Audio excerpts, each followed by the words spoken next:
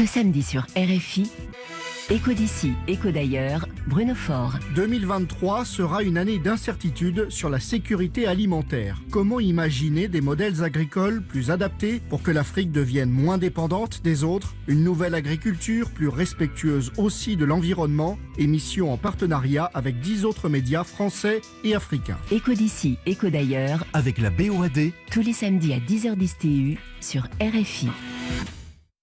RFI et France 24 présentent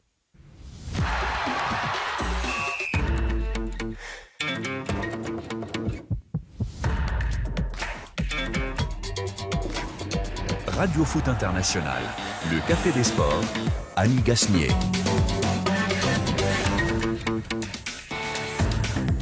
Bonjour à tous, bonjour et bonsoir. Et tout d'abord, au nom de l'équipe de Radio Foot International, on vous présente ensemble nos meilleurs vœux pour l'année 2023. Que tout vous sourit et que vous passiez une excellente année, notamment, évidemment, footballistique.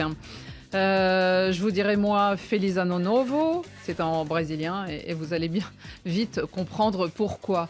Mais nos amis, je suis sûre qu'ils ont eux aussi envie de vous dire un petit mot. Bonjour Xavier Barret. Bonjour Annie, bonjour à tous. C'est Bloavezmat, disent les Bretons, et Devenati pour les Wolofs. Bon, alors c'est toute notre culture linguistique qui va s'étaler aujourd'hui ici. Bonjour Rémi Ngono. Bonjour Annie. Bonne année à vous aussi. Ah oui, vous savez que l'Afrique est constituée beaucoup, surtout au niveau de l'Afrique centrale, de ce qu'on peut appeler les Fans, les Ekambeti et tout ça, c'est la même langue. Donc on dit Mbombombu. Bon. Bonne année. Continuons dans l'originalité. Bonjour Jean-Philippe Bouchard. Bonjour Annie, bonjour à tous. Notre ami des éditions Solar. Alors vous nous dites quoi? Je vais rester sobre. Meilleurs vœux à tous. Très bien Jean-Philippe, merci. Bonjour Frédéric Suto. Bonjour Annie, mes vœux les meilleurs pour Radio Foot. Ce sont ceux des auditeurs, c'est parti. La Ralph Marimo, meilleurs vœux et ça réagit de partout. Bon, bah c'est extraordinaire. Alors vous le savez, hein, vous pouvez nous suivre en plusieurs dimensions, en radio, sur le Facebook Live et dans la soirée grâce à France 24. Alors, au sommaire du jour.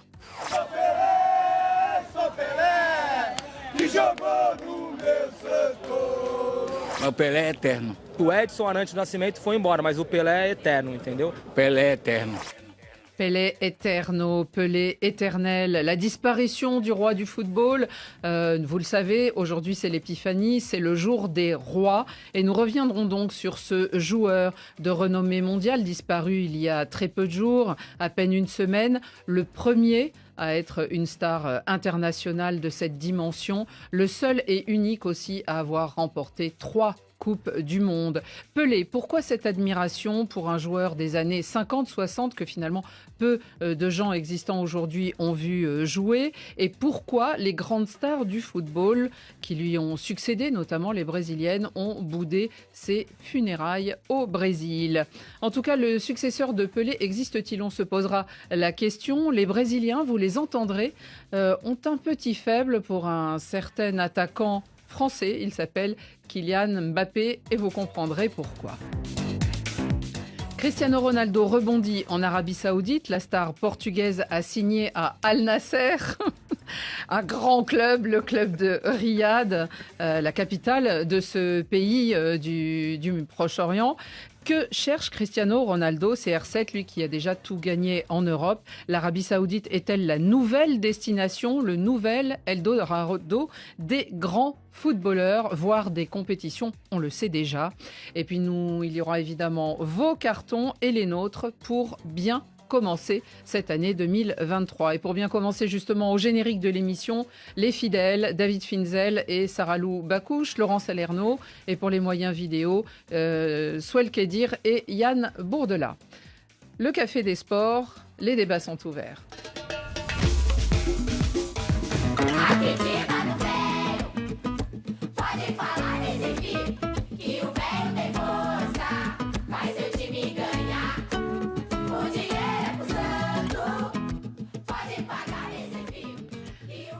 La disparition du roi du football en ce jour des rois. Le roi est mort, Vive le roi, son règne aura duré plusieurs décennies depuis le premier sacre du Brésil à la Coupe du Monde en 1958 et donc bien au-delà puisque Pelé a arrêté sa carrière en 1977. Cela faisait 44 ans que la star et le roi étaient à la retraite et en même temps il était toujours présent, toujours une idole et surtout c'est devenu une légende qui avait donc été sacré roi du football. 230 000 personnes, admirateurs et anonymes, en plus des proches et de la famille, sont venus jusqu'à Santos.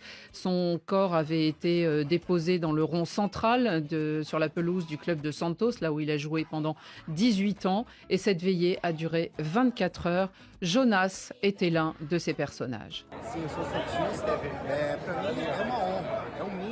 Pour moi, c'est un honneur d'être ici. Le minimum qu'on pouvait faire. Comme on dit ici, naître, vivre et mourir pour Santos. Pelé est éternel. C'est Edson Arantes do Nascimento qui est mort, l'homme le plus connu du monde. Lui qui a montré tellement de choses dans le football, bien avant que des joueurs actuels soient nés. C'était un joueur original, unique. Il n'y en aura jamais plus un comme lui. Pelé est éternel. Ici, il n'y a pas 1% de ses admirateurs. Pelé est mondial. Et les gens qui sont venus sont une petite partie témoignant du respect et de l'amour pour Pelé. Pelé é mundial. Então isso daqui é uma pequena fração do carinho, da importância do Pelé. Então tudo que vocês da França estão vendo isso daqui não chega a 0,0001%. O Pelé é mundial. Pelé mondial, Edson Arantes do Nascimento, qui était son nom de naissance et de baptême, est mort, disaient beaucoup les Brésiliens. On entendait beaucoup cette phrase. Edson est mort, mais Pelé est éternel. Est-ce que vous êtes impressionné par cet hommage qui a été rendu à Pelé, Rémi? Un peu impressionné, parce que je crois que je me serais attendu à beaucoup plus que ça. Au regard de sa notoriété, mais on constate quand même qu'à part les jours fériés qui ont été décrétés, ça n'a pas été... 3 jours de deuil national, mais 10 dans la ville de Santos où il était. Hein. Oui, parce qu'il faut savoir quand même que lorsque Pelé prend sa retraite internationale, bien évidemment, c'est dans un stade plein à craquer, c'est-à-dire... À New York Non, sa vraie retraite internationale d'abord, c'est-à-dire avec l'équipe nationale du Brésil. Ah oui. C'était en 1971. C'est pour ça d'ailleurs qu'il faut faire la différence entre cette retraite internationale et celle qui intervient un peu plus tard en 1977. Donc il faut quand même se dire que à cette époque-là, c'était le vrai roi. Ces gens-là savaient bien que c'était l'homme qui était pratiquement dans le monde le plus connu et jusqu'à présent il reste très connu. Mais à voir que le stade n'était pas complètement plein, alors qu'on se serait attendu à beaucoup d'autres choses, on s'est dit peut-être qu'il y a eu la Coupe du Monde et peut-être aussi il y a eu d'autres événements qui ont fait de telle sorte qu'il ne puisse pas bénéficier de cet hommage qu'il aurait pu avoir.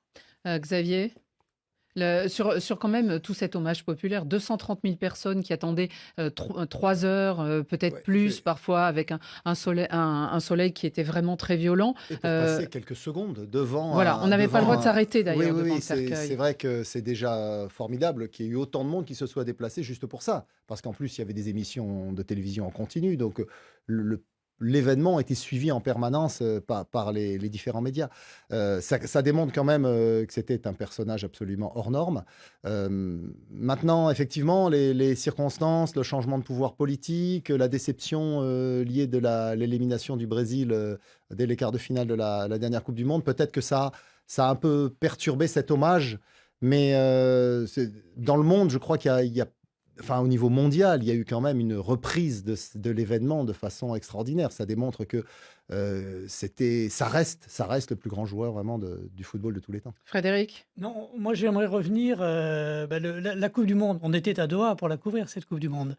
Et fin novembre, début décembre, quand on a appris que Pelé allait vraiment il avait été très mal, hospitalisé le 29 novembre. en soins palliatifs, il y a eu pendant 3-4 jours une émotion mais immense.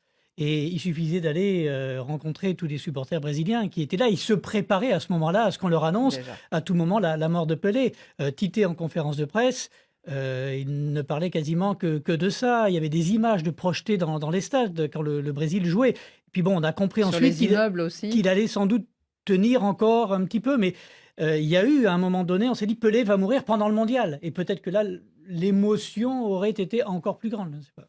Ouais. Jean-Philippe, hein, je le dis à tous nos auditeurs et spectateurs, vous avez publié il y a 3-4 jours, Ouais, hein, oui, en début de semaine. ce livre qui s'appelle Pelé, tout simplement, aux éditions Solar. La photo est très belle, hein, ça fait penser à celle des studios Harcourt. Voilà, Pelé aussi quand il était jeune. Vous avez choisi déjà de sortir un livre qui est donc rédigé par Stéphane Cohen, parce que vous imaginiez que c'était une star mondiale et qui mérite justement un livre à elle seule. C'est exactement ça, c'est-à-dire qu'en fait, le processus de fabrication d'un livre est très long. Il faut que l'auteur puisse enquêter, travailler, écrire. L'auteur s'est rendu plusieurs fois au Brésil, hein, pour ce livre, sur les traces de Pelé. Il n'a pas pu le rencontrer, mais il est allé sur les traces de Pelé pendant presque 2 ans. Et c'est très long, en fait. Et ce qui a procédé au choix que j'ai fait de faire ce livre, c'est que je me suis rendu compte qu'il n'y avait pas de biographie complète ou récente de Pelé. Il n'y a rien. Il n'y a rien. Aussi bizarre que ça puisse paraître, mais dans aucune langue. Dans aucune langue. Et Peut-être parce sans qu'il était présent, quoi, et finalement il tressait c'était une continuité, son récil c'était lui-même. une continuité. Et pour pas trahir de secret, mais quand même, parce que ce livre-là que vous venez de présenter, il a déjà été, les droits ont déjà été cédés dans plusieurs langues, déjà, et on est en train de négocier avec le portugais pour la version au Brésil, ce qui est un peu anachronique quand même qu'un livre écrit en français soit traduit en brésilien. Mais ça prouve qu'il n'y avait rien, en fait, en termes de littérature. Et donc, il fallait combler ce vide. Moi, en tant qu'éditeur de sport, je trouve qu'on doit rendre hommage aux plus grands. Et donc, c'est ça qui a présidé. Après, les circonstances ont fait qu'au moment de la sortie, on s'est retrouvé avec Pelé très malade et qu'on ne pouvait pas sortir le livre qui meurt juste après sans le savoir ou l'inverse. Donc, on a évidemment dû attendre le décès effectif. Mais Jean-Philippe, selon vous, là, je crois que tous ceux qui sont ici, on ne l'a pas vu jouer, Pelé.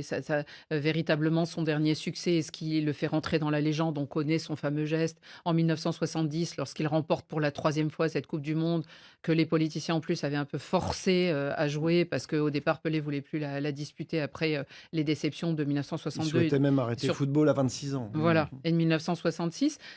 Pourquoi y a-t-il quand même encore cette fascination pour ce personnage ? Parce qu'il est resté dans la continuité. Il faut savoir que en 2022 encore, Pelé, c'est une marque internationale de sponsoring pour plein de choses, qui pèse entre 25 et 100 millions de dollars. Et ça a été toute sa vie. C'est-à-dire que la fin de sa carrière de joueur a correspondu au début du marketing dans le football, au marketing mondial. Et il était la première marque mondiale de foot, parce qu'il avait gagné 3 Coupes du Monde, parce qu'il avait porté le Brésil, parce que voilà, même si effectivement l'Europe, qui est aujourd'hui le centre du football mondial, à l'époque ne l'a pas vu, puisqu'il faisait des tournées, il venait jouer en Espagne, en Italie, en France, contre le Oui, il PSG, avait par fait exemple. un Voilà. match ou deux au Il Parc faisait des des Princes. tournées lucratives, hein, pour Santos à chaque fois, mais sinon on ne l'a pas vu jouer en compétition beaucoup, à part la Coupe du Monde. Or, il se trouve qu'il en a gagné 3. C'est incomparable. Et puis, il y a son style de jeu, évidemment, qui a marqué les esprits. Ce qui a fait sa légende aussi, Xavier Barré, sans doute, c'est qu'on dit que c'était la première star mondiale, mais c'est parce que justement, cette Coupe du Monde de 1970 est aussi la première intégralement retransmise à la télévision en direct. Et à la télévision, couleur. En plus, En oui. couleur, hein. en couleur, Du avec Mexique. ce maillot jaune qui ressort, parce qu'en plus, avec le décalage horaire, on joue en pleine journée, donc les matchs étaient en diurne, et forcément, ce maillot brillait, et les matchs étaient encore plus beaux que quand ils étaient en nocturne, avec des éclairages insuffisants. Donc, ça a été la première Coupe du Monde, effectivement, en Mondiovision en couleur, comme 58 était la première Coupe du Monde, celle qui gagne, avec les matchs retransmis en direct, disons, pas tous, mais un certain nombre. Et à la radio, de toute façon. Voilà, 54 était la toute première, mais c'était vraiment expérimental.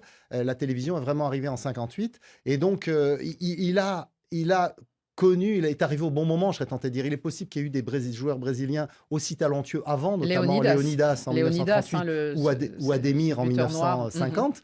Mais voilà, eux, il n'y avait pas la télé, il n'y avait que ce que racontaient les journalistes, notamment les envoyés spéciaux de l'auto ou de l'équipe dans la presse, et puis les comptes rendus des radios. Mais il n'y avait pas les images. Or, effectivement, les images de Pelé sous le soleil de Mexico, et puis même un peu avant en Suède, ont marqué les esprits et durablement, puisqu'aujourd'hui tout le monde le connaît. Frédéric? On a eu des témoignages qui nous renvoient à ce que vous dites, où en République démocratique du Congo, c'était le Zaïre à l'époque, parce que, bon, on parlait des tournées avec Santos en Europe, mais il est allé jouer en Afrique également. Ouais, ouais. Il y a eu des matchs 67, 69, et il reste encore quelques anciens joueurs qui ont le même âge que lui, 80 ans et plus souvent, mais qui vous racontent, on avait vu une image ou deux de Pelé, mais il était escorté ce vocable meilleur joueur du monde. On savait qu'il arrivait avec cette aura, même si on ne l'avait jamais véritablement vu. Et ça a participé, bien entendu, de la légende du roi Pelé. Puisque disait Jean-Philippe Bouchard sur le business, c'est très vrai, parce qu'il ne faut pas oublier qu'il part aux États-Unis, il finit sa carrière aux États-Unis. Et la seule entorse qu'il fait à Santos, c'est d'aller au New York Cosmos pour lancer le football là-bas. C'est un pionnier, le soccer n'existait pas, ou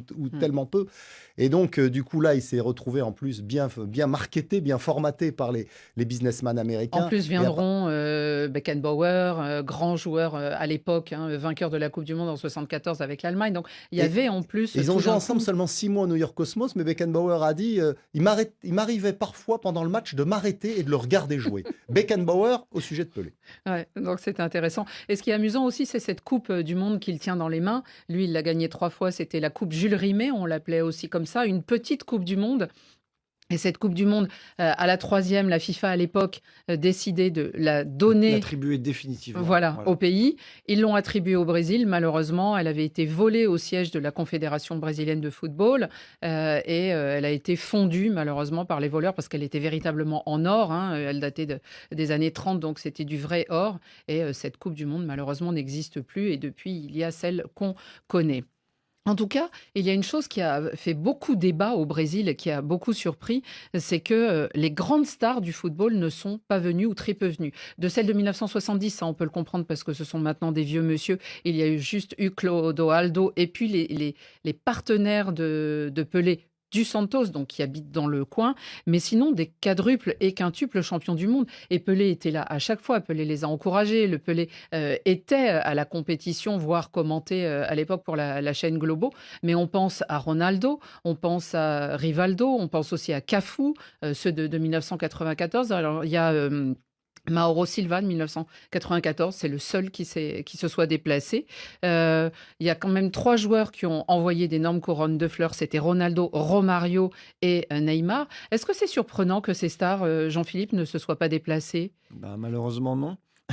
Il y a le contexte, C'est-à-dire juste, que- je dis au Brésil, c'est que c'était le 31. Alors, la veillée était du 2 et du 3 janvier. Et c'est vrai que le 31 décembre, là-bas, c'est des fêtes très, très familiales, tant la fin d'année que Noël, bien sûr. Et en plus, c'est les vacances, les grandes vacances. Donc, on n'est pas là, voire on est très loin. Ouais, mais je pense qu'ils auraient tout à fait eu le temps et les moyens de faire un geste de présence. Et je crois que l'époque a changé aussi et que dans le quotidien d'un Neymar aujourd'hui, l'idée d'aller se déplacer même symboliquement aux obsèques du roi Pelé, parce que quand même, on a eu dans la même année les obsèques de la reine d'Angleterre et les obsèques de Pelé, c'est vraiment les obsèques d'un roi.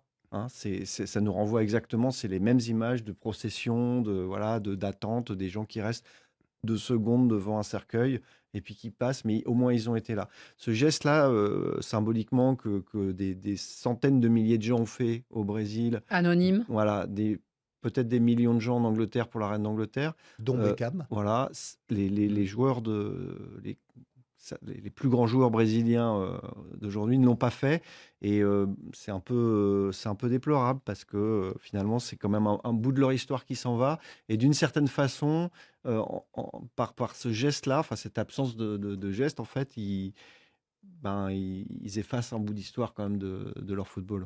Alors, signe des temps, sans doute, beaucoup ont mis des messages sur les réseaux sociaux, mais c'est vrai que c'est au Brésil et en Amérique du Sud, on a beaucoup cette tradition, et en plus de la veillée d'un cercueil qui est encore ouvert. Donc, on voit le corps et on vient vraiment s'incliner et rendre hommage. Rémi, comment voyez-vous ça? Alors, il y avait moins de colère contre les joueurs encore en activité, parce qu'on savait que, surtout en Europe, les championnats avaient repris et qu'ils étaient très pris. Et par exemple, Neymar a été représenté par son papa. Mais est-ce que, Rémi, vous comprenez? Bon, je ne comprends pas, tout comme également, j'ai dit c'était tellement une mort qui était déjà médiatisée que peut-être même à une certaine période, les gens s'en étaient lassés parce que tellement on annonçait la mort de Pelé. Et Un après mois tout ça, avant, dans effectivement. un mois Enfin, il a été pratiquement avant, hospitalisé, oui, finalement, Donc, et puis, ça arrive à la Coupe du Monde, comme vous avez merveilleusement pu l'expliquer, qu'il y avait des joueurs qui étaient en activité. Et bien sûr aussi, même les anciens joueurs aussi n'étaient pas là, ils étaient peut-être au Qatar, d'autres avaient déjà programmé soit ceci et cela, mais je n'explique pas parce qu'ils peuvent avoir quand même un peu de moyens financiers pour pouvoir se payer un billet d'avion. Et bien évidemment aussi, vous n'allez pas me demander aussi de faire le procès de Lionel Messi qui n'était pas là à la veille de Maradona ou bien d'autres anciens joueurs. Peut-être c'est une forme d'ingratitude, mais aussi...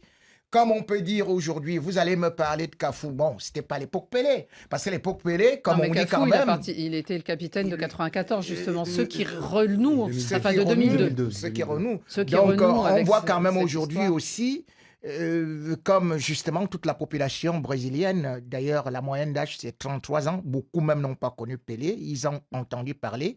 Et comme dans l'histoire de Jésus... les jeunes. Ils sont venus. Et comme dans l'histoire de Jésus, bien évidemment, bon... beaucoup sont chrétiens, mais peu vont à l'église. Donc aujourd'hui, concernant peut-être le roi Pelé ou bien le roi du football, on peut bien comprendre ces choses-là parce que ce soit même Jésus, c'était pas tous les chrétiens qui étaient allés s'incliner avant sa mort et même jusqu'à présent, ils n'y vont pas. Donc je peux bien comprendre cela finalement. Comme disait Jean-Philippe, les temps changent. Vous pensez aussi... Oui, il y a des joueurs qui ont pensé sûrement que dans le monde un peu virtuel, le 2.0 dans lequel on vit, il suffisait de mettre effectivement un message sur Instagram ou sur Twitter pour donner sa reconnaissance à Pelé. C'est vrai aussi que le feuilleton de son décès, qui est quand même annoncé depuis 2 ans, ça fait 2 années maintenant que les nécros sont prêtes parce qu'il est malade et on sait que ça pouvait arriver d'un moment à l'autre. Ça ne change rien sur les hommages. Oui, quand même, non, mais ce que je veux dire, c'est que c'est pas les joueurs qui écrivent les nécros. Ils ont déjà eu tellement le temps entre guillemets de s'y préparer que quand c'est tombé, en plus au moment des fêtes, fin d'année, ils ont pensé que ça suffirait. Ils ont fait la fête le 31 au Brésil, mais le 2, ils sont venus, en tout cas 230 000 personnes sont venues s'incliner, ce qui est quand même impressionnant. Non, moi je trouve qu'on est très gentil là, avec tous ces joueurs. Même Neymar, vous dites, il est revenu avec son club, le PSG, après la Coupe du Monde, il faut qu'il s'entraîne. Enfin, les jets privés, ils savent les utiliser quand ils ont 48 Santos, heures. Il vient du club de Santos. Mais c'est ça, enfant de Santos, il a marqué son 77e but. Qui a égalé le record contre la Croatie, même s'ils ont été éliminés, record égalé de Pelé. Il y a un lien. Il laissera lui aussi une trace quand même très très grande dans l'histoire du foot brésilien. Qu'est-ce que ça lui coûtait d'aller là-bas Ça aurait été tout à son honneur, bien entendu. On attendait cette image de voir Neymar devant le cercueil. Aurait refusé un bon de sortie de 48 heures à un joueur. C'est ce qu'on pense, surtout en jet privé. En tout cas, aucun joueur a dit mon club m'a empêché de partir. Le grand club qui était présent, c'était le Real Madrid qui a envoyé une énorme couronne et qui avait fait voyager Butragueño, l'Argentin, mais qui est espagnol, qui est venu en voisin. Oui, mais qui est délégué toute façon. Qui était dans la région. Oui, qui est délégué au tout ce qui est représentation pour du club, le Real Madrid. Ambassadeur. Alors Pelé, celui qui a publié un message sur les réseaux sociaux, il s'appelle Kylian Mbappé et on a vu son message, c'était le roi du foot nous a quittés, mais son héritage ne sera jamais oublié. Il y avait un Rip King et puis le dessin d'une petite couronne et un cœur brisé. Alors justement, Pelé a-t-il un successeur, un héritier ? On a l'impression que de ces 44 années de retraite, on n'en a pas véritablement vu. En tout cas, Pelé reste l'unique joueur de football à avoir remporté 3 Coupes du Monde. Il a aussi inscrit, ça c'est historique et ça participe de la légende, 1281 buts. Mais Neymar, lui, était un enfant du club de Santos, où il a joué 4 saisons et marqué 230 buts, mais joué 230 matchs, pas 230 buts. Celui qui, apparemment, au Brésil, en tout cas, parce que Neymar a 30 ans et qu'au Brésil, on n'a pas toujours une très bonne image de Neymar. Celui qui fait parler et celui qui intéresse les Brésiliens, c'est Kylian Mbappé, le Français. Écoutez, Leonardo, c'est un fan de Santos. Pour moi, Mbappé a tout pour être le successeur du roi Pelé. D'abord, pour ce qu'il a déjà démontré à son âge. Je ne me souviens pas d'un joueur qui ait marqué 4 buts en finale de Coupe du Monde. Jamais on n'avait vu une finale aussi incroyable dans l'histoire du mondial. Alors Mbappé ne sera peut-être pas un nouveau Pelé, mais c'est un joueur qui va marquer l'histoire, c'est sûr. Le fait que lui et Pelé se soient rencontrés, qu'il ait montré beaucoup de sympathie à son égard, fait que nous avons aussi beaucoup d'admiration pour Mbappé. C'est un joueur incroyable, complet, et il a tout pour devenir un des plus grands joueurs de football. Vive la France! Ceux qui nous regardent peuvent voir les deux hommes quand ils se sont rencontrés. Certes, c'était aussi orchestré par une grande marque de montres, mais en tout cas, ils s'étaient vraiment rencontrés. Et on se souvient que c'était après la Coupe du Monde de 2018 où quand Kylian Mbappé avait marqué en finale, Pelé avait envoyé un message pour Kylian Mbappé. Donc c'était quelque chose. En tout cas, écoutons Adriano Lima. Lui, là, quelques réserves sur peut-il être ou non le successeur de Pelé. En gros, il dit qu'il faut qu'il travaille encore. Mbappé est techniquement très bon, il tire très fort, il est déjà champion du monde et en plus il est jeune donc il a tout pour lui. Mais il peut être encore meilleur car ses concurrents sont en fin de carrière, Lionel Messi et Cristiano Ronaldo et même Neymar. Son jeune âge joue en sa faveur, de là à égaler Pelé, je n'y crois pas. Il lui faudrait marquer beaucoup de buts, beaucoup. Il lui faut travailler encore plus. La première chose d'ailleurs serait de jouer pour un grand club, comme le Real Madrid ou Santos. Il serait reçu les bras ouverts ici. Mbappé vient jouer au Brésil, vient jouer à Santos. Mbappé, vem pro Brasil, vem pro Santos. Voilà, ils l'attendent à Santos, il peut aller jouer là-bas. Mbappé, il serait très bien reçu. Rémi, est-ce que pour vous, Mbappé est peut-être celui qui actuellement peut faire figure d'éventuels successeurs? Non. Pourquoi, Rémi? Juste parce que pour l'instant, je ne vois pas un véritable successeur à Pelé. Parce que même si nous n'avons pas pu le regarder, mais au moins nous avons cette histoire-là qui nous montre quand même que, bien évidemment, quand il avait déjà ses 17 ans et 230 jours, lorsque justement il joue le premier match de la Coupe du Monde, on se rend compte qu'il y a une vraie maturité. Kylian Mbappé, bien évidemment, quand il joue contre l'Argentine, on va voir beaucoup de choses. Mais cependant, on a souvent vu des matchs où pratiquement, quand les gens l'attendent également, ça ne peut plus être ça. Or, Pelé a été terriblement constant. Et aussi, il y a les époques. Parce que quand on dit Pelé a remporté 3 Coupes du Monde, il aurait pu remporter même 5. Parce que Pelé a joué à une période où il y avait un complot contre lui. Pelé a joué à une période où il n'y avait pas de carton jaune, pas de carton rouge. Ils n'avaient pas de protège tibia non plus. Il n'y avait pas de protège tibia, le ballon pesait lourd. Et puis, le stade, c'était pas ça, puisque justement, c'est Pelé qui révolutionne le football dans la mesure où c'est à partir de 70 que la FIFA décide de mettre le carton jaune et le carton rouge. Entre-temps, vous regardez Pelé, en 62, il se fait assassiner sur le stade. En 66. Les deux. J'ai dit 62, il se fait blesser. En 66, il se fait massacrer. En 62. Non, mais en 62, il se blesse tout seul. En 66, également, il est blessé. En 66, bien évidemment, c'était la Bulgarie, bien évidemment, où il y avait Boutchev et il y avait Moret. Donc, vous-même, écoutez les noms, où les gens disaient que, mais j'ai commencé le travail et Moret est venu l'achever. Et il disait ça. Et Pelé, lui, à 26 ans, c'est-à-dire dégoûté. À 26 ans, justement, je crois le 29 juillet, le 29 juillet, il annonçait, justement cette année-là, qu'il arrêtait le football. Parce qu'il disait, je ne peux pas être combattu comme ça. Parce que n'oublions pas que le père de Pelé lui-même, il était un excellent footballeur, Doninho. Et justement, il avait été assassiné, c'est-à-dire que sa rotule avait dû... le genou. Voilà, son genou avait dû sauter. Donc, Pelé a connu des chasseurs de tibias. Pelé a connu vraiment des agresseurs purs et durs.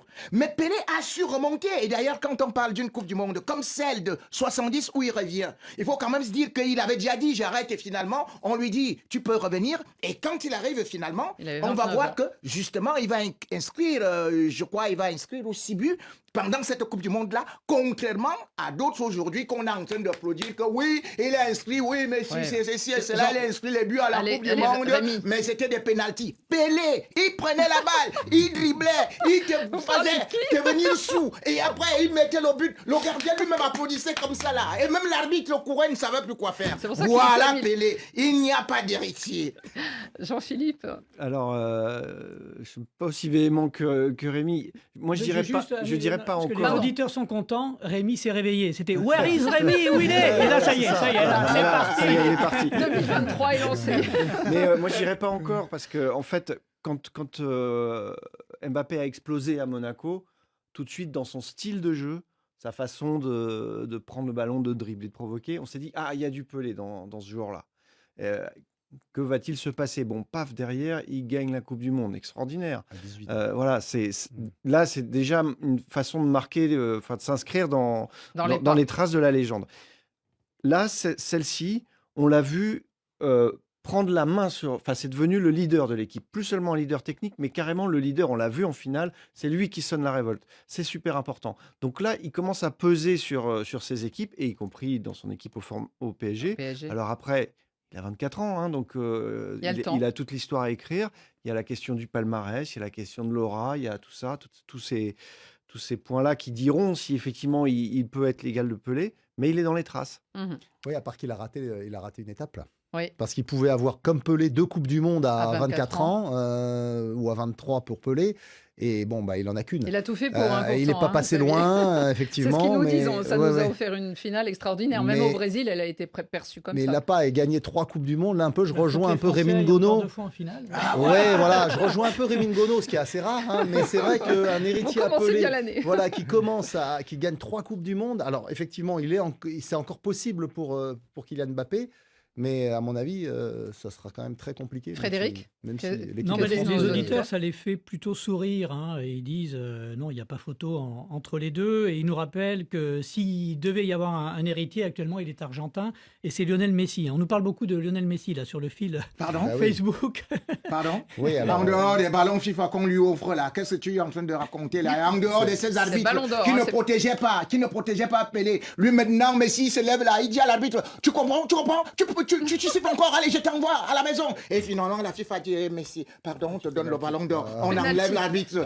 Matteo Laouz, allez, rentre chez toi à la maison. Après, Messi dit, bon voilà, la France là, je joue là-bas, allez, vous me donnez, sinon, j'ai dit que c'est fini pour le football. On dit, pardon, Messi, on te donne la Coupe du Monde. Non, ça n'a rien à voir, vous dites que c'est quel héritier ça? Mais attendez, venir remporter la Coupe du Monde finalement en 2035, alors qu'on a vu d'autres joueurs qui étaient là. Et il se fait entourer par des bouchers, les deux pôles, les consorts qui assassinent tout le monde sur le stade. Et vous dites que c'est Messi, qui est c'est là. J'ai vu un joueur remporter cette Coupe du Monde là, c'était le gardien de but, ce type qui est mal poli là. Mais finalement, vous voulez dire que c'est la Coupe du Monde de Messi. La Coupe du Monde, c'était Pelé. Tu vois comment est-ce qu'il fait tout. C'est pas ce qu'on fait la publicité là avec Instagram, avec Facebook. Autour de Pelé, il n'y avait pas que des poètes. Il y avait aussi quelques joueurs qui savaient mettre la jambe quand il fallait. Mais bon, voilà. Il paraît que sur un terrain, Jean-Philippe, non, Pelé, il n'était pas tendre non plus, non? Il savait se défendre comme il le fallait. Tout à fait dans son époque. Hein. C'était effectivement l'époque d'un football pas protégé du tout, où les joueurs pouvaient effectivement rester sur le terrain avec une fracture. Donc on parle pas de remplacement. On parle pas de la même époque du tout. Quant au terrain, regardez les vidéos de ces époques-là où on voit un ballon qui pèse plusieurs kilos parfois rebondir comme ça, alors qu'aujourd'hui c'est des bières. On peut pas comparer. Après, il y a des éléments de palmarès qui font que, effectivement, quand on accumule les titres, ça veut dire que sans doute il n'y aura pas véritablement d'héritier. Je pense que c'était le premier à créer tant de choses. Les gestes aussi du football. Il a créé des gestes qui depuis sont copiés, voire peut-être améliorés, mais c'est vrai qu'il a inventé aussi beaucoup de choses dans le football moderne. On a revu à l'occasion de la mort de Pelé le fameux Cruyff turn, la façon de se retourner. Il y a un proverbe africain qui est clair. Voilà. Une lampe tempête peut éclairer une maison, mais jamais ne peut éclairer comme le soleil. Pelé, c'est le soleil du monde entier. Les autres là, c'est des soleils de petites maisons, de petites chapelles et de quelques combines venant du marketing. Allez, on termine sur cela. Pelé repose en paix. Son mausolée dans la ville de Santos sera bientôt ouverte aux visites. Un musée qui, d'ailleurs, aussi dans cette ville, lui est entièrement consacré dans le vieux centre historique de Santos, la cité portuaire. Voilà, Pelé Eterno. Et si vous voulez en savoir plus, il y a donc ce beau livre. On continue parce qu'il y a une autre star, alors moindre star, mais quand même grande star de notre époque, Cristiano Ronaldo. وش رايكم بالاصفر على كريستيانو؟ كلام كبير. They're saying Cristiano yellow really suits you well.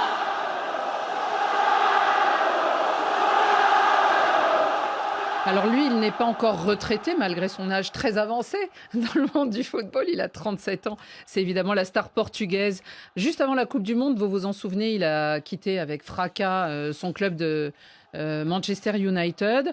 Le voilà, Cristiano Ronaldo, attaquant du club d'Arabie Saoudite Al Nasser, club de la capitale, club de Riyad, où il a été reçu comme une véritable star et vous pouvez le voir sur les images qui sont derrière nous.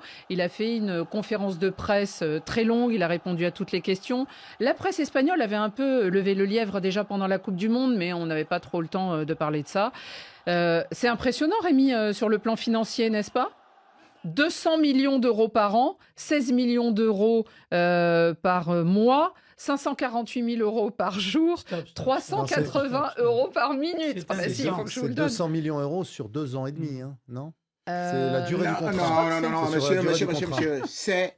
Déjà, vous venez de voler 14 millions à Cristiano Ronaldo. C'est 214 millions d'euros par an. J'ai mal converti. Xavier Barré ne peut pas comprendre ça. Mais c'est pas très important. De toutes les façons, c'est pas très important. C'est quand même que ton grand joueur que tu as. Je vais poser la question, Xavier. La question, c'est quand même assez terrible qu'un joueur comme ça, qui voulait gagner la Ligue des Champions, qui se considère comme le meilleur joueur du monde, soit rejeté de tous les clubs où il rêvait d'aller et se retrouve en Arabie Saoudite. C'est un choix par défaut. Alors effectivement, l'Arabie Saoudite a de l'argent, donc il le paye, peu importe combien. Mais c'est quand même un échec monumental, cette fin de carrière de Cristiano Ronaldo. Rémi, justement, la question, c'était pourquoi a-t-il signé là-bas ? Quelle est la raison de ce choix ? Personne ne voulait de lui. Attendez. Plus personne ne voulait de lui. Pas trop long. L'enjeu sportif, Rémi. Aucun enjeu sportif. D'abord, enjeu sportif. Allez-y. Mesdames, Mesdemoiselles et Messieurs, l'une des stars du football français s'appelle Didier Deschamps. Didier Deschamps, il est parti au champ. Il est parti au champ, c'est-à-dire arrêter sa carrière de footballeur à 32 ans. Quand on a arrêté son football à 30 ans, l'une des stars que Xavier Barré nous a souvent vanté, c'est-à-dire les deux d'ailleurs du FC Barcelone, c'est-à-dire Iniesta et Xavi, sont allés au Japon et au Qatar. Ils avaient 34 et 35 ans. Et voilà monsieur qui a 38 ans. 38 ans, bien sonné. On vous dit que Pelé a arrêté. Oui, en février. Il va commencer en février là. Il va commencer. Non, on y va. Voilà quelqu'un qui a 38 ans. Expliquez-nous pourquoi. On nous dit qu'il était fini. Or, aujourd'hui, il se rend compte que, en dehors du football, vous avez dit que Pelé est un monument parce qu'il est parti implanter le football. Aux États-Unis. C'est parce qu'il était une idole. Cristiano Ronaldo est un monument, est un défricheur, est un pionnier. Et vous dites de la même façon que la FIFA est partie avec la Coupe du Monde au Qatar. Cette fois-ci, moi je vais vous montrer que le football peut se jouer en Arabie Saoudite. C'est cela qu'on appelle un véritable Christ. Le Christ, c'est pour donner la bonne nouvelle. C'est ça le football. Mais attendez, ce n'est pas l'Arabie Saoudite qui a battu l'Argentine en Coupe du Monde. Qu'est-ce que vous êtes en train de raconter là? L'Arabie Saoudite est la seule équipe qui a battu l'Argentine. Et tous les joueurs de l'Arabie Saoudite évoluent chez eux à domicile. Et le salaire de Ronaldo, c'est 4 fois, 5 fois celui de Messi. C'est-à-dire que Messi peut faire 5 ans de contrat de plus. Cristiano Ronaldo, lui, il gagne de l'argent. L'Arabie Saoudite s'est qualifiée pour la Coupe du Monde, pour les 8e de finale en 1994. Il est où le pionnier? 1994. Ça fait 30 ans qu'on joue au football au niveau mondial en Arabie Saoudite. Il s'était qualifié avec ce but incroyable de Saïd Al-Ouairan. Les plus jeunes peuvent le regarder sur YouTube. Ils avaient battu la Belgique. Donc il va pas défricher. Donc c'est incomparable avec Pelé. Ce qu'il va faire, c'est simplement prendre un chèque monumental, effectivement. Comme Messi est venu prendre le chèque à Paris. Oui, mais Messi joue la Ligue des Champions son argent. Tandis que Cristiano Ronaldo, il va en Arabie Saoudite parce que plus personne ne veut de lui en Europe. Il va en Arabie Saoudite prendre je sais plus combien de millions d'euros pour faire la pub de l'Arabie Saoudite pour la Coupe du Monde 2030. Contre qui? Parce que l'Arabie Saoudite veut organiser cette Coupe du Monde. Et qui est-ce qu'il y a comme candidat face à eux? L'Espagne et le Portugal. Vous avez oublié que Messi est ambassadeur de l'Arabie Saoudite. Messi est l'ambassadeur de l'Arabie Saoudite, bien évidemment. Et ça donne Cristiano Ronaldo. Et il le reste jusqu'aujourd'hui pour le ministère du Tourisme. Messi est ambassadeur de l'Arabie Saoudite, monsieur. Cristiano Ronaldo est devenu une caricature du mercenariat moderne du football. Comme un mercenaire Messi. Jean-Philippe. Alors moi, je ne reproche jamais aux joueurs de foot d'aller gagner de l'argent parce que finalement, ils ne font que faire leur travail. Il va jouer dans un championnat qui existe, un vrai. Championnat qui existe, voilà. Il va faire son métier de footballeur. Donc, s'il trouve des gens pour le payer et c'est son choix, très bien. Maintenant, c'est évidemment plus un choix sportif. Voilà, il n'y a aucun grand club européen qui voulait se payer Ronaldo. Oui, parce qu'il coûte cher. Voilà, il aurait pu s'arrêter aussi. Il avait dit qu'il irait jamais jouer au Qatar. Bon, Et le Qatar, c'est pas l'Arabie Saoudite. donc il est en Arabie Saoudite, il tient sa parole. Mais évidemment, c'est un choix financier, évidemment. Il pourrait revenir en Europe, peut-être, non? On dit qu'il y aurait une clause dans le contrat parce que les Saoudiens sont propriétaires de Newcastle. Ceux de Al Nasser sont aussi propriétaires du club anglais de Newcastle, qui est très bien classé en ce moment. Qui est bien classé. Ils sont à la lutte avec Arsenal, avec Manchester City. Il y a un petit peu plus de ferveur dans le stade de Newcastle. Il pourrait revenir dans quelques mois pour jouer la Ligue des Champions. Si Newcastle, pour la saison prochaine, se qualifier effectivement. Bon, en tout cas, c'est amusant. Il va rejoindre Rémi. Il va jouer à l'attaque avec Vincent Aboubakar, celui qui a marqué contre le Brésil et qui a donné la victoire du Cameroun au Brésil. C'est quand même sympa. Ah oui, c'est bien ça, vous savez. Quand Aboubakar Vincent marque contre ce grand Brésil numéro 1, mais il va faire quoi? Il enlève son maillot et il prend le poster de Cristiano Ronaldo. Le rêve devient la réalité. C'est-à-dire que l'apôtre, il touche à Ronaldo. Mais il faut même voir ses photos. Il dit qu'il est tellement vivant. Il est vivant. Rudy Garcia, parce que l'entraîneur c'est Rudy Garcia qu'on connaît bien en France et pour cause, il va s'amuser parce qu'avec Aboubakar et Cristiano Ronaldo, il a déjà deux joueurs qui courent pas beaucoup, qui attendent les ballons devant. Non mais Aboubakar, il est là pour entrer en fin de match quand Ronaldo va sortir, se promène, 70e, se fatigue. Ce qui est amusant, c'est que la dimension internationale de Al Nasser, on la verra peut-être bientôt parce qu'il y a un match amical qui est prévu entre le Paris Saint-Germain et les All-Stars, les plus grandes stars du club de Al Nasser et Al Hilal, qui sont les deux clubs d'Arabie Saoudite. Ça sera le Mbappé, 19 janvier Ronaldo prochain. sur le même terrain. Ouais. Non. Grâce à Cristiano Ronaldo. Ça sent pas le coup médiatique. Et le tout orchestré par qui? Eh bien, par quelqu'un qui est très cher à notre réfé, Marcelo Gallardo, qui est devenu le successeur d'Hervé Renard et qui a pris la sélection d'Arabie Saoudite, l'ancien entraîneur de River Plate. Allez, on continue les amis et on termine parce que le temps court aussi vite en 2023 qu'en 2022. On va vers nos cartons. Carton jaune. Un carton là. Qui sort un carton jaune. Ouh là là là là, carton rouge. Carton rouge. Dans la confusion. Carton vert. Extraordinaire. Rien à dire. Vous étiez bien présents ce début d'année avec vos cartons sélectionnés par David Finzel. Salut Radio Foot International, ici c'est Aouya depuis Nouakchott. Je vais vous donner un carton vert à toute l'équipe Radio Foot pour cette belle année exceptionnelle 2022 que vous nous avez fait vivre. Franchement, chapeau à vous tous, bonne heureuse année 2023. La capitaine, Madame Annie Gassigné, on vous embrasse fort.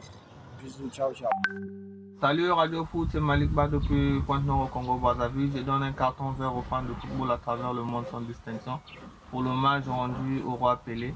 Pelé, c'était le football, donc on est tous Pelé. Merci, ciao. Bonjour Radio Foot International, c'est la part de Hammandor depuis l'extrême nord du Cameroun. Mon carton il est vert, adressé à Lionel Messi, le roi du foot, le meilleur joueur du monde, pour sa présentation XXL dans cette mondiale. Vraiment, lui était incroyable. Je vous salue, Madame Annie, mon cher Rémi Ngono. Salut, c'est Basouleiman Dongol Touma depuis la Mauritanie.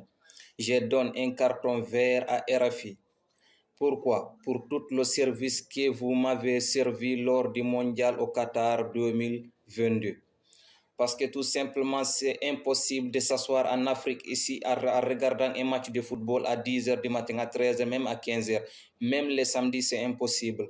Donc, grâce à RFI, on a pu comprendre ce qui se passe au Qatar en direct. Merci pour le travail. Bonjour Radio Foot International, bonjour Annie, bonjour Monsieur Zavet Barré, Monsieur Rémi Ngono, FNL Chito. Moi c'est Georges, je vous souhaite un Happy New Year pour toute l'équipe et puis ainsi David Fizel et son équipe aussi. Aujourd'hui malheureusement, Arsenal n'a pas pu gagner l'occasion, mais au moins c'est un match nul. Donc bravo aux jeunes, bravo à Arsenal et puis 14 c'est à Arsenal. Bravo, merci et puis bonne émission. Denis Ouattara du Burkina Faso. Aujourd'hui, j'aimerais adresser un carton rouge à Xavier Hernandez qui a encaissé 3 buts d'une équipe de 3e division en Coupe du Roi, alors que l'équipe B du Barça avait fait match nul avec cette équipe-là. C'est déplorable. C'est Alpha Madoulé-Loma depuis la Guinée. Ce matin, je voudrais donner un carton rouge à toutes ces personnes et ces journalistes qui s'acharnent contre Cristiano Ronaldo pour avoir décidé de rejoindre le club saoudien Al Nasser. Je rappelle que Cristiano Ronaldo, c'est un joueur aujourd'hui qui n'a plus rien à prouver à personne. Ce n'est pas quelqu'un qui soit en quête de légitimité. Il fait l'objet d'une campagne de diabolisation, notamment par les médias occidentaux qui pensent aujourd'hui que le football ne se limite qu'en Occident. Tout ce que nous pouvons lui souhaiter, c'est bonne chance. Il faut que ça s'arrête. Merci. Bonjour à toute l'équipe de Radio Foot International. Bonne et heureuse année 2023. Moi, c'est Loge Quadre depuis Abidjan, Côte d'Ivoire. Je ne peux commencer cette année en donnant un carton vert au roi du foot. Enfin, il a eu Léo Messi pour sa Coupe du Monde. Et tant pis pour M. Rémi qui va souffrir. Merci et bonne émission à vous. Bon, maman Rémi. Vous avez vu Rémi? Et vous oubliez Léo l'arbitre. Léo l'arbitre. Bon allez, à vos cartons les amis. Alors on va commencer par Frédéric Suto. Un carton vert pour rendre hommage à un joueur qui vient de nous quitter, Gianluca Vialli, ancien international italien. Il avait 58 ans seulement, il souffrait d'un cancer du pancréas là, depuis de nombreux mois. Gianluca Vialli, 59 sélections, demi-finaliste du mondial, 90 avec l'Italie, et puis à la Sampdoria de Gênes, on se souvient, il formait un super duo d'attaquants avec Mancini, une finale de C1 perdue contre Barcelone, il en a gagné une autre ensuite avec la Juventus. Enfin, un grand attaquant et un joueur de caractère qui est parti trop Qui tôt. était aussi dans le staff de Roberto Mancini lorsque l'Italie vient de remporter le titre de champion d'Europe. Et chers auditeurs, on en parlera lundi, on en parlera grâce à Matteo Cioffi, notre correspondant en Italie, qui est déjà prêt à intervenir et à nous raconter tout ce qu'il sait sur Gianluca Vialli. Gianluca Vialli. Carton vert à la fédération camerounaise et à son président Samuel Eto'o, parce qu'ils ont pris une décision qui est vraiment hautement symbolique. Ils ont décidé de renvoyer tous les joueurs qui n'avaient pas l'âge pour les éliminatoires de la Coupe d'Afrique des Nations, moins de 17 ans, qualificatif pour la Coupe du Monde des 17 ans. Et ça, je trouve, c'est un geste très fort de la part de la FECAFOOT. Ils veulent jouer la transparence. Ils ont écarté d'abord 21 joueurs sur les 30 qu'ils avaient initialement retenus. C'est vous dire s'il y a de la triche sur les âges. Il y a du ménage. Derrière, ils en ont réécarté 12, au point que le sélectionneur Jean-Paul Fiala a dit avec quel joueur je vais faire cette équipe. Il y a quand même près de 30 millions d'habitants au Cameroun. Ils devraient trouver quelques gamins de moins de 17 ans qui savent se manier le ballon. En tout cas, je trouve que que cette politique de transparence et d'honnêteté est vraiment un grand bond en avant pour le football au Cameroun. Oui, parce que c'est un vrai problème. Je suis d'accord avec toi, pour une fois. C'est chouette. Rémi, votre carton. Carton jaune, j'aurais même pu donner carton rouge parce que la Confédération africaine de football est en train de nous sortir un spectacle inimaginable avec cette histoire qu'on nous a vendue comme le CHAN et qu'on allait mettre beaucoup d'argent là-dessus par rapport aux championnats, à ceux qui jouent dans des championnats locaux. Mais on se rend compte aujourd'hui que le CHAN, on ne sait même pas si ça va se poursuivre. Et l'édition actuelle qui se joue en Algérie, on ne sait pas actuellement si l'Algérie va se rendre juste parce qu'il y a des problèmes diplomatiques entre l'Algérie et le Maroc. Et on dit que non, tantôt le ciel doit être fermé. C'est aujourd'hui que la CAF va découvrir ça. Mais c'est depuis novembre 2021 que l'Algérie a fermé son ciel au Maroc. Et la CAF, toujours dans l'improvisation, vient maintenant dire que non, vous pouvez plus continuer. Il y a un proverbe africain qui dit on ne met pas le chat et le chien dans le même sac. Jean-Philippe? Moi j'ai un carton jaune pour Noël Le Graët, président de la Fédé, mais qui est candidat au Conseil de la FIFA pour 4 années supplémentaires à 81 ans. Est-ce que c'est vraiment raisonnable? Pas du tout. Alors qu'il ne reste que 2 mandats en France. Autre personnalité du football que l'on peut épingler, carton rouge de Radio Foot, eh bien, c'est au président de la FIFA, Gianni Infantino, qui était venu rendre hommage au roi Pelé et qui a eu le très mauvais goût, tout sourire, de faire des selfies autour du cercueil ouvert de Pelé. Ça a beaucoup choqué au Brésil, ça a beaucoup choqué sur les réseaux sociaux. Il s'en est expliqué, il a dit moi je suis très fier qu'on m'ait demandé de me prendre en photo et si c'était, je recommencerais. Très bizarre. On se quitte avec Pelé qui chantait la bossa nova et qui chantait Eu sou Pelé, je suis Pelé. Merci chers amis d'avoir été fidèles aujourd'hui à ce premier Café des Sports et à la semaine prochaine.